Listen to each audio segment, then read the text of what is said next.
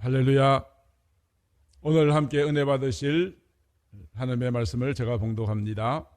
신약성경 갈라디아서 2장 16절에서 21절까지 말씀. 사람이 의롭게 되는 것은 율법의 행위로 말미암음이 아니요 오직 예수 그리스도를 믿음으로 말미암는 줄 알므로 우리도 그리스도 예수를 믿나니 이는 우리가 율법의 행위로서가 아니고 그리스도를 믿음으로써 의롭다 함을 얻으려 함이라. 율법의 행위로서는 의롭다 함을 얻을 육체가 없느니라. 만일 우리가 그리스도 안에서 의롭게 되려 하다가 죄인으로 드러나면 그리스도께서 죄를 짓게 하는 자냐? 결코 그럴 수 없느니라. 만일 내가 헐었던 것을 다시 세우면 내가 나를 범법한 자로 만드는 것이라. 내가 율법으로 말미암아 율법에 대하여 죽었나니 이는 하나님에 대하여 살려 함이라. 내가 그리스도와 함께 십자가에 못 박혔나니 그런즉 이제는 내가 사는 것이 아니요 오직 내 안에 그리스도께서 사시는 것이라. 이제 내가 육체 가운데 사는 것은 나를 사랑하사 나를 위하여 자기 자신을 버리신 하나님의 아들을 믿는 믿음 안에서 사는 것이라. 내가 하나님의 은혜를 피하지 아니하노니 만일 의롭게 되는 것이 율법으로 말미암으면 그리스도께서 헛되이 죽으셨느니라. 아멘. 오늘 말씀은 십자가 사랑에 울어본 적이 있는가 하는 제목의 말씀입니다. 히말라야 산을 8개 봉우리를 등정하였던 산악인 박정헌 씨라는 분이 있습니다. 그는 히말라야 산들 가운데서 안나푸르나 남벽, 그리고 에베레스트, 그리고 히말라야 촐라제봉 등과 같은 8개 봉의 등정을 성공한 바가 있습니다. 그리고 실크로드 6,000km를 자전거로 횡단한 철인이기도 합니다. 그리고 히말라야 2,400km를 패러글라이딩을 타고 횡단한 적도 있습니다.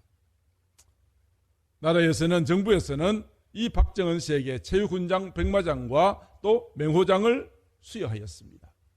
그는 현재 히말라야 아트 갤러리 원장으로 재직 중에 있습니다. 이분에 대한 이야기를 좀 들으려고 합니다. 지난 2005년도 해발 6,440m가 되는 히말라야 촐라체봉에 올랐습니다. 후배와 함께 두 사람이 올라서 마침내 등정에 성공하고 하산하러 내려오던 길에 그만 사고가 생기고 말았습니다. 함께 갔던 후배 최강식 씨가 그만 큰 절벽 사이에 그 구덩이 속에 빠져버린 것입니다. 두 사람은 자일로 떨어지더라도 서로 지탱할 수 있도록 밧줄로 묶어 놓았는데 떨어지면서 이미 이 박정헌 씨는 갈비뼈가 2개가 부러졌다고 합니다. 산에 오르느라 이미 힘이 다 소진되어져 버린 상태. 허공에 매달린 박정헌 씨는 갈비뼈 2개가 부러지는 그 극심한 고통 속에서 선택의 기로에 서야만 했습니다. 내가 죽더라도 이 후배를 살릴 것인가? 아니면 자의를 끊어버리고 나라도 살아서 돌아갈 것인가를 가지고 순간적으로 많은 생각에 사로잡혔습니다. 박정헌 씨는 내가 죽는 한이 있어도 이 후배를 구출해내야 되겠다는 생각으로 몇 시간 동안이나 사투를 벌였습니다. 마침내 그를 끌어올린 데 성공하였고 본래 예정된 날짜보다 9일이나 늦도록 떨어지면서 두 다리를 다친 이 후배를 업고 안고 부축하고 암벽과 빙벽을 넘어서 마침내 목적 다시 출발했던 그 장소까지 돌아올 수 있었습니다. 박정헌 씨는 이로 인해서 참 큰 대가를 치러야 했습니다. 그의 손가락 8개 가운데 한마디씩을 잘라내어야 했고 발가락의 일부도 잘라내어야 했습니다.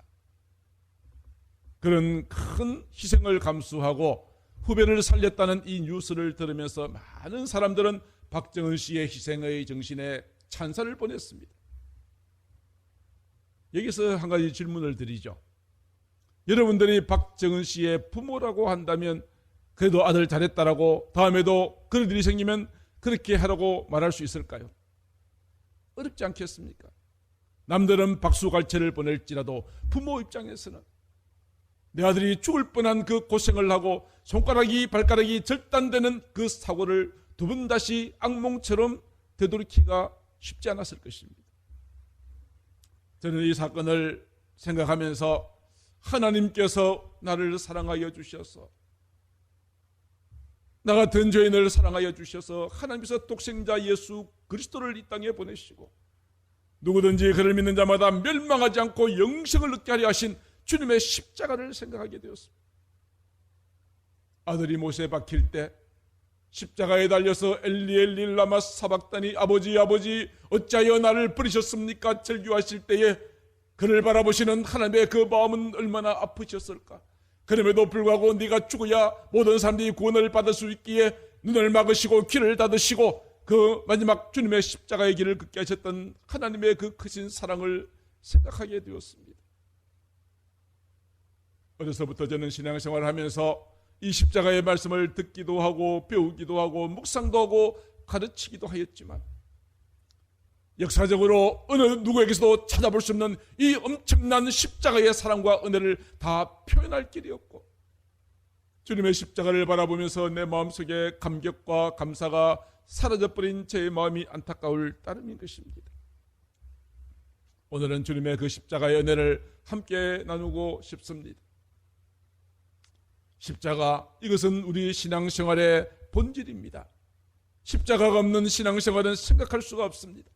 오늘 본문에서 사도 바울은 이렇게 이야기를 하고 있습니다. 내가 율법으로 말미암아 율법에 대하여 죽었다라고 이야기합니다. 무슨 말입니까? 율법은 우리가 하나님의 말씀에 순종하지 못한 죄를 하나님 앞에 끊임없이 고발합니다. 내가 수많은 법을 다 지켰다 할지라도 한 가지 법만 지키지 않으면 그 죄 때문에 감옥에 갑니다. 율법은 우리에게 많은 것을 요구하고 있습니다. 그러나 내가 아무리 애를 쓰고 결심하고 노력한다 할지라도 율법의 100%를 완전하게 수행할 수 있는 자는 아무도 없습니다. 아무도 없습니다. 성경은 우리에게 말합니다. 모든 사람이 죄를 범하였음에 하나님의 영광에 이르지 못하였다. 이미 모든 백성들을 향하여 모든 인간들을 향하여 너는 유죄라고 이미 판결을 내렸고 죄의 삭은 사망이라고 하였으니 우리가 지은 죄 때문에 우리는 마땅히 죽어야 할 운명에 처할 수밖에 없었다는 이야기입니다. 그래서 이것이 율법으로 말미암아 율법에 대하여 죽었다는 의미입니다. 율법은 나의 모든 죄가 드러나게 만들고 너로 하여금 반드시 죽게 만들었습니다. 그러나 하나님이 세상을 이처럼 사랑하사 독생자 예수를 보내주시고 나의 죄를 대신하여 내가 져야 될 십자가의 자리, 내가 죽어야 될 자리에 우리 주님이 가심으로 누구든지 그를 믿는 자는 나의 모든 죄가 용서함을 받고 하나님의 자녀가 되고 구원함을 받게 되어졌으니 예수 그리스도를 통하여 하나님께 대가이는 산자가 되었다는 것입니다. 율법은 우리를 고소합니다. 우리를 하여금 죽음으로 사망으로 이끌어갑니다만 하나님께서 우리의 모든 죄를 대신하여 십자가에 못 박혀 죽게 하셨습니다. 이것이 복음입니다. 이것이 주님의 십자가를 나타내는 소중한 복음의 말씀인 것입니다.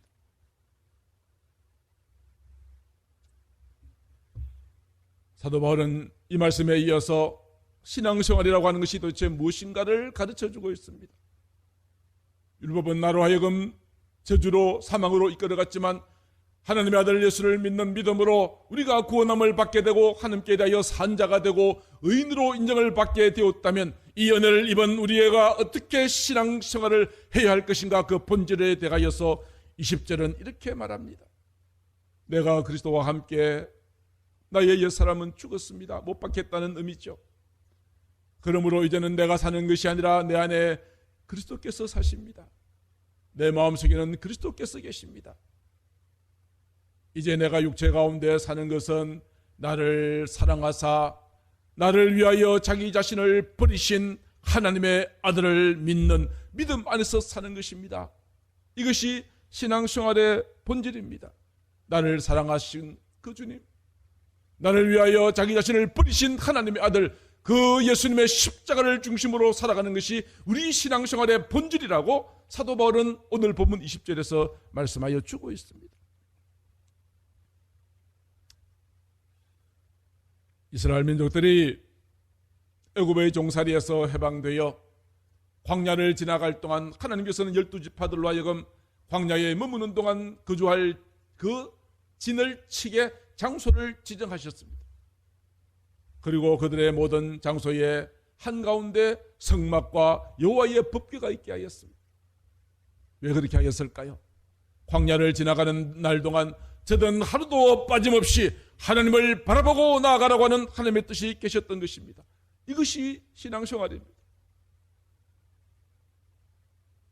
우리가 예수님의 행적을 기록한 사복음서를 읽어보면 전체 내용 가운데 약 3분의 1 이상이 예수님의 고난과 십자가에 대한 기록을 하고 있습니다.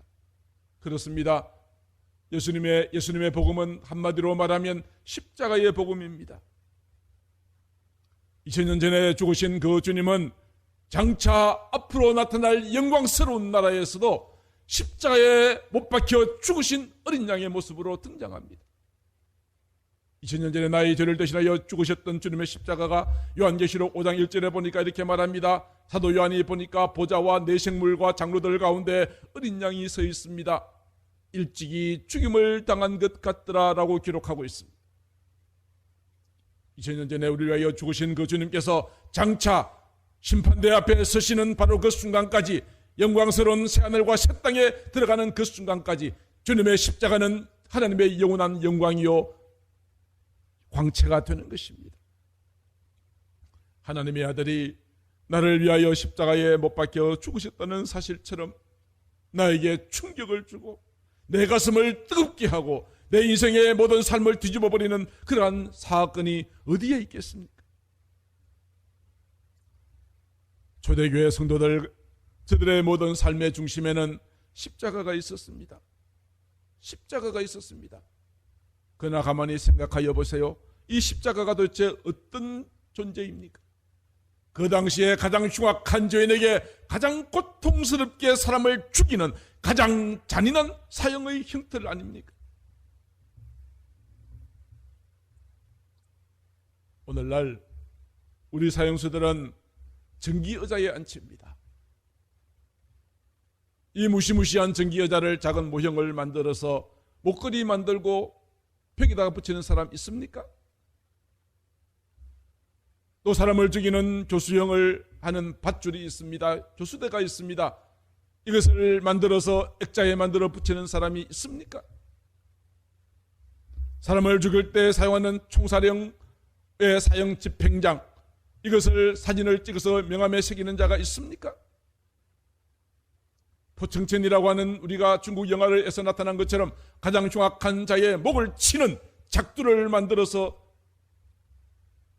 장식으로 붙이는 사람이 있습니까? 그런데 가장 잔인한 사형의 형틀이었던 십자가, 모든 교회의 지붕 위에는 십자가를 달고 목걸이, 귀걸이 만들고 또는 벽에도 붙이기도 합니다. 사람들은 이해하지 못할 것입니다. 전기여자와 같이, 교수대의 그 교수대와 같이, 사람의 목을 치는 짝도와 같은 무시무시한 잔인한 이것을 기독교는 상징으로 쓰고 있어요. 사람들은 이해하지 못할 것입니다. 왜 그렇게 하는지하고. 그러나 여기에 대하여 사도 바울은 분명하게 우리에게 말합니다. 십자가에도 사람들은 그 십자가가 잔인하고 고통스러운 것이라고 하지만 그 십자가의 도가 멸망하는 자들에게는 미련한 것이지만 구원을 받는 우리에게는 하나님의 능력이라는 사실을 우리는 믿습니다. 십자가는 우리 신앙생활의 본질이요, 십자가는 하나님의 능력입니다. 사랑하는 성도 여러분, 우리의 신앙생활에서 십자가가 멀어지면 멀어질수록 하나님보다는 세상을 추구하게 됩니다. 하나님의 말씀을 멀리 떠나 타락해버리는 삶으로 바뀌어지게 되는 것입니다. 오늘 이것이 너무나 안타깝지만 한국교회, 현대교회의 모습이기도 합니다. 여러분은 어떻습니까? 여러분은 이 주님의 십자가 은혜에 감격하시고 그 은혜에 붙들리고 날마다 주님의 십자가를 바라보시는 그 은혜 가운데 살아가고 계십니까? 그러시다면 여러분 계속하여 말씀을 귀담아 들으시기를 바랍니다. 이 십자가는 우리로 하여금 거룩한 삶으로 이끄는 힘을 공급해 줍니다. 십자가 앞에 나아가면 우리가 정말 하나님의 말씀, 하나님도 거룩하니 너희도 거룩하라고 하신 말씀을 이루어갈 수 있습니다. 죄인인 우리가 의인이 되는 것은 이미 예수님께서 십자가에서 다 이루셨지만, 우리가 온전하신 주님, 거룩하신 주님을 닮아져가는 것은 날마다 우리가 걸어가야 할 길인 것입니다. 그러나 내가 힘으로 노력한다고 결심한다고 해서 되어지지 않습니다. 100번 결심해도 또 넘어집니다. 작심삼일입니다. 내가 끊어버리지 못한 옛날 잘못된 습관들을 가지고 있습니다. 끊고 싶어도 참 어렵습니다. 그러나 내가 십자가의 주님을 바라본다면, 십자가에서 주님이 못 박혀 죽으실 때 나의 사람도 죽었다는 것을 고백하게 되어진다면, 우리는 지난날의 모든 잘못된 습관들을 버리고 악습을 버리고 죄를 버리고 주님을 따라서 주님 가신 길을 걸어갈 수 있게 되는 것입니다.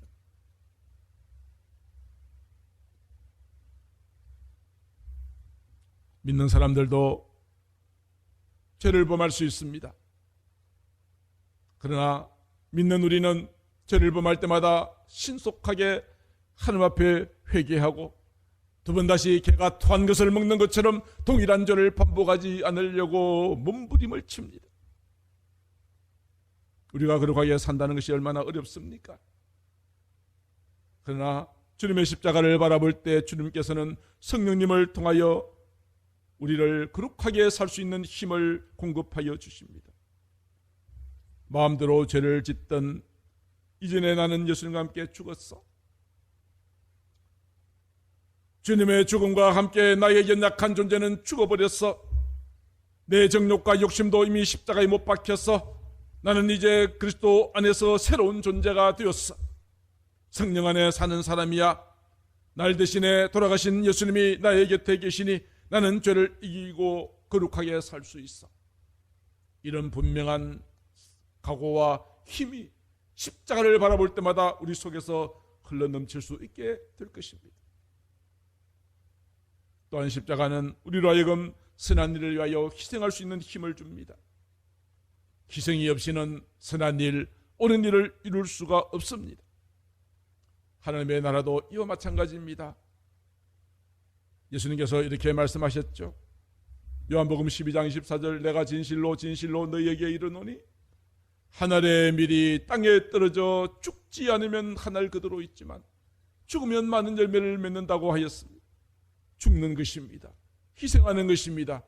우리 주님이 그러하셨던 것처럼 희생하는 삶이야말로 세상과 구별되어진 거룩한 삶입니다. 예수님은 우리를 사랑하셨기 때문에 자기 몸을 희생하셨습니다. 내가 져야 될 십자가를 지셨습니다. 내가 맞아야 될 채찍에 맞으셨습니다. 내가 당해야 될 침뱉음을 당하셨습니다. 작은 예수로 살아가는 이 거룩한 삶은 오직 주님의 십자가를 바라볼 때 가능한 것이고, 그러한 힘은 십자가를 통하여만 공급받을 수 있는 것입니다.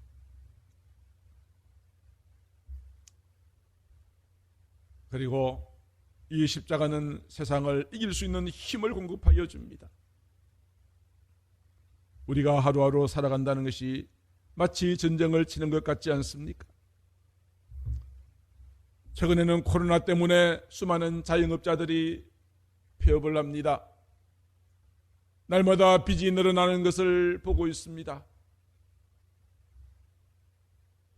젊은이들은 취업을 하지 못하여 꿈을 잃고 방황하고 있습니다. 하루하루 살아가는 것이 지옥과 같습니다. 언제 모든 상황이 좋아질지 희망조차 보이지 않는 상황 가운데 오늘 이 시대에 많은 사람들이 고통을 당하고 있습니다.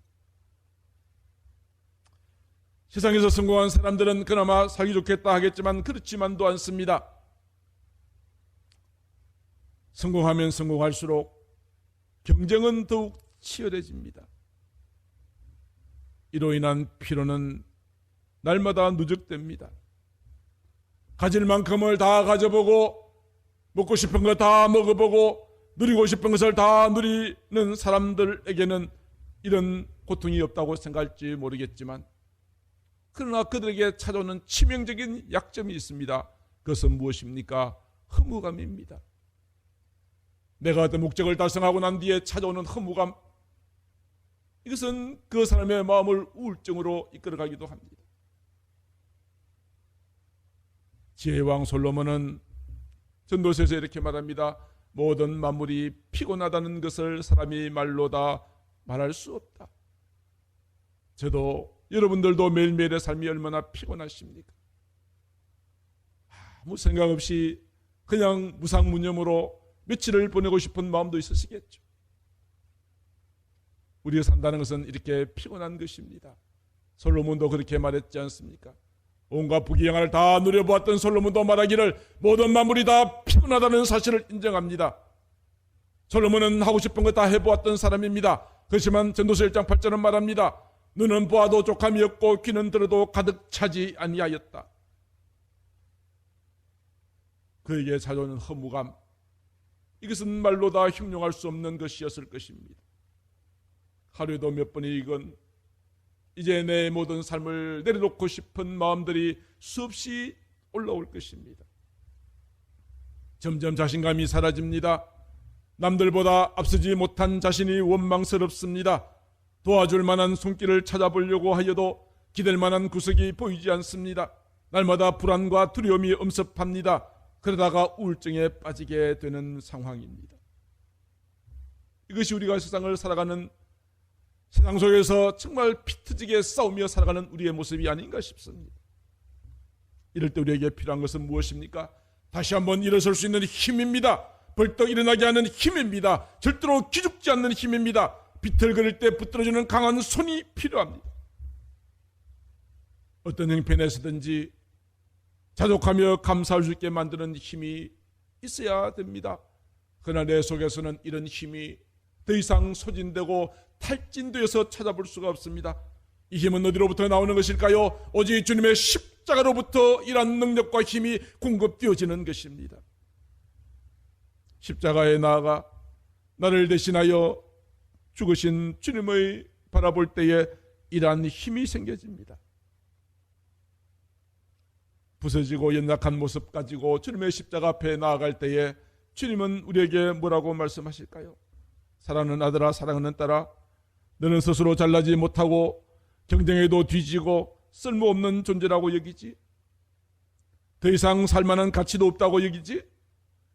그렇지만 나는 네가 얼마나 좋은지 몰라. 너는 나에게 사랑받는 존재야. 나는 너를 사랑해. 나의 생명을 다 줄 만큼 나는 너를 사랑한단다. 네가 어디로 가든지 나는 너를 붙들어 줄 것이야. 이사야 선지자를 통해서 너희가 들은 말이 있지 않니? 여인이 어찌 젖먹는 자식을 잊어버리겠느냐? 자기 태어서 난 아들을 긍휼히 여기지 않겠느냐? 그들은 혹시 잊어버린다 할지라도 나는 절대로 너를 잊지 않을 것이다.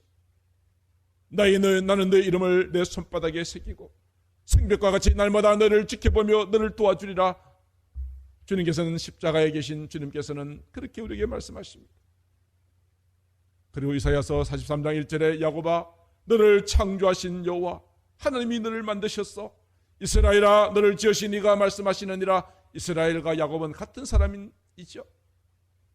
너를 창조하시고 너를 지으신 이가 말씀하신다. 너는 두려워하지 말아라. 내가 너를 구속하였고 내가 너를 지명하여 불렀나니 너는 내 것이라. 우리의 모든 소유권은 더 이상 악한 사탄과 마귀에 있는 것이 아닙니다. 나의 모든 소유권은 하나님의 손에 있습니다. 그 하나님은 나를 창조하시고 지으신 하나님이십니다. 전능하신 하나님께서 너는 내 것이라고 우리를 지명하여 부르셨으니, 세상 사람들은 우리를 쓸모없는 존재, 나고 자라고 생각할지 모르지만 그렇지 않다는 사실을 깨달아야 된다는 것입니다.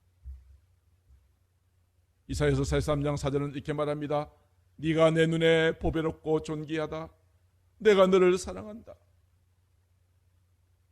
십자가 앞에 나아갈 때에 세상에서 피터지게 고생하고 경쟁에 뒤처지고 쓸모없는 존재라고 여기던 나에게 이와 같이 주님이 말씀하신다면 우리는 다시 한번 힘을 얻지 않을 수 없을 것입니다. 그때 우리는 이렇게 말할 수 있을 것입니다. 아, 내가 이러한 존재였구나. 하나님은 나를 이렇게 소중하게 보시는구나. 나는 결코 시시한 존재가 아니야. 나는 아무렇게나 살 수 없어. 가난하다고 덜 배웠다고 고난당한다고 자랑할 것이 없다고 하여 하나님께서는 나를 무시하지 않으셔. 하나님은 나를 보배롭고 존귀한 자로 여기시는구나. 이런 생각을 가지게 될 때 우리는 다시 한번 힘을 얻게 될 줄로 믿습니다. 십자가, 여러분의 모든 인생의 삶에 이러한 힘을 주시는 것입니다. 오늘 여러분의 마음속에 이러한 십자가가 있습니까? 여러분 이러한 주님의 십자가의 사랑에 정말 가슴 아프게 하면 통곡하며 울어본 적이 있습니까?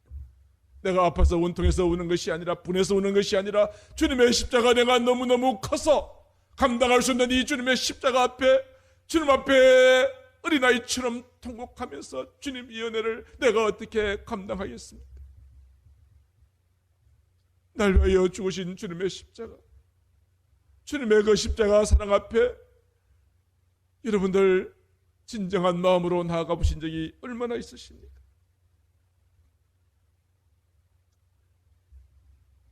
주님의 십자가 사랑에 울었던 안희숙 여사님을 소개하려고 합니다. 안희숙 여사는 일제강점기 시대에 일제에 항거하였다는 그 이유로 평양 형무소에 몇 년 동안 수감되어서 지독하게 고문을 당하였습니다. 영양실조에 걸려서 손톱과 머리카락이 다 빠져버렸습니다.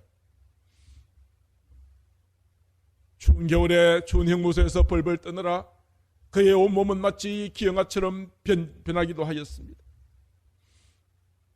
그렇게 고통스러운 형무소 감옥 속에서 백합과 같은 아름다운 믿음의 향기를 드러내었던 안희숙 여사님, 그분이 쓴 죽으면 죽으리라고 하는 책, 많은 사람들에게 읽혀지고 감동을 주었습니다. 해방이 되고 난 다음에 안희숙 여사님은 목사의 사모가 되어서 열심으로 봉사하고 섬기시다가 많은 곳에 가서 간증을 하였습니다. 그때 하셨던 간증이 있습니다. 그 간증의 짧은 내용을 소개하죠. 저는 감옥에서 배고프다고 운 적이 없어요. 평양 형무소의 혹독한 추위에 벌벌 떨면서도 잠을 못 자도 춥다고 울어본 일이 없어요. 그러나 나를 위하여 하나님의 아들이 십자가에 달려 돌아가셨다는 그 사실은 생각이 날 때마다 계속 울었어요. 안희숙 여사님이 흘리셨던 이 눈물의 고귀함, 그 눈물이야말로 세상의 어떤 보석보다도 더 빛나고 아름다운 것이 아니겠습니까? 안희숙 여사님이 평양 형무소의 모든 고난을 이길 수 있는 힘은 여기에 있었습니다. 주님의 십자가였습니다. 그토록 위대하게 높이 세우셨던 그 원동력이 주님의 십자가에 있었습니다. 그 은혜에 감격하고 감사하여 흘리는 눈물에 있었습니다. 사랑하는 성도 여러분들이요, 우리도 하루에 단 10분이라도 주님의 십자가를 묵상하는 시간을 가져봅시다. 나를 위하여, 나를 사랑하셔서 자기 목숨을 아끼지 않고 버리신 주님께 감사와 찬양으로 나아가십시다. 그리고 그 주님의 십자가 사랑을 다른 사람들 앞에 전달하는 자가 됩시다. 이 십자가의 사랑을 알지 못하는 자들이 여전히 어두운 가운데 고통을 당하고 있으니 이런 십자가의 전달자가 되어지기를 바라는 마음으로 우리 이 찬양 하나 드리고 말씀을 마치고자 합니다. 난 지극히 작은 자, 다 같이 찬양하겠습니다.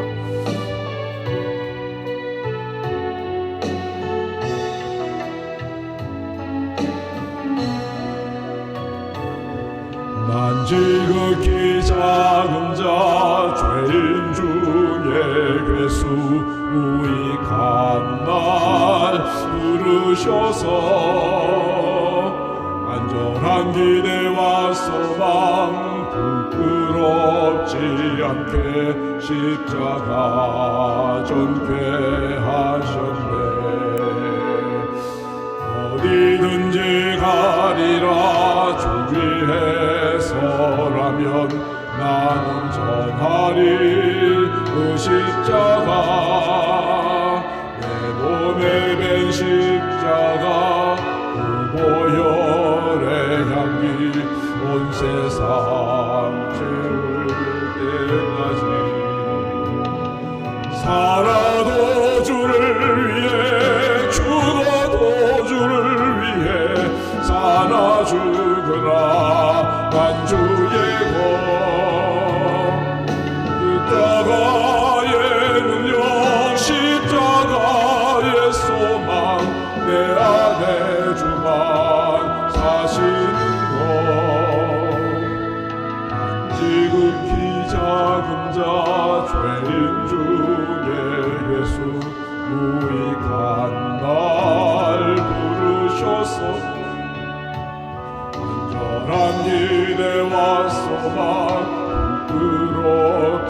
않게 십자가 전케 하셨네.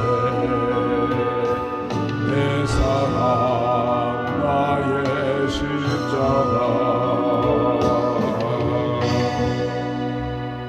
이제 말씀을 마치고자 합니다. 사랑하는 성도 여러분, 우리 생활의 중심은 십자가입니다. 십자가를 바라보면 우리로 하여금 거룩하게 살아갈 수 있는 힘을 주십니다. 희생할 수 있는 힘을 주십니다. 세상을 이길 수 있는 힘을 주십니다. 십자가가 세상을 이기고 복된 삶을 살아갈 수 있는 비결입니다. 우리 모두 십자가에 달리신 주님의 모습을 바라봅시다. 세상이 아무리 험하고 세상살이가 아무리 힘들다 할지라도 다시 한번 힘을 얻을 수 있게 될 것입니다. 코로나로 인하여 어렵고 힘든 삶을 살아가시는 여러분들, 이제 세상이 감당하지 못할 놀라운 힘과 능력을 주님의 십자가를 통하여 회복할 수 있게 되기를 주의 이름으로 축복합니다.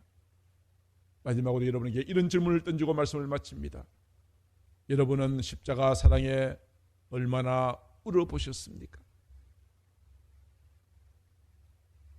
기도하겠습니다. 사랑하는 하나님 아버지, 날 위하여 자신의 몸을 아끼지 아니하시고 버리신 주님의 십자가, 주님의 그 사랑을 입고 영원한 멸망의 저주에서 구원함을 받아 하나님의 자녀가 되는 은혜를 허락하여 주셨음을 감사합니다. 그럼에도 불구하고 우리는 하나님의 말씀대로 순종하지 못하고 세상 바라보며 살아가던 우리의 모든 연약한 모습들을 다시 한번 기억합니다. 용서하여 주시고 주님의 십자가, 그 십자가를 통하여 믿음으로 세상을 이기고 승리하며 주님의 뜻을 이루어드리고 하나님의 나라를 이 땅에 재현하며 하나님의 뜻을 이루어드리는 거룩한 승리하는 삶을 살아갈 수 있도록 역사하여 주시옵소서. 주님의 십자가 바라볼 때 우리 마음의 기쁨과 감사와 감격이 넘치게 하여 주시옵소서. 사랑이 많으신 우리 구주 예수님 이름으로 기도드리옵나이다. 아멘.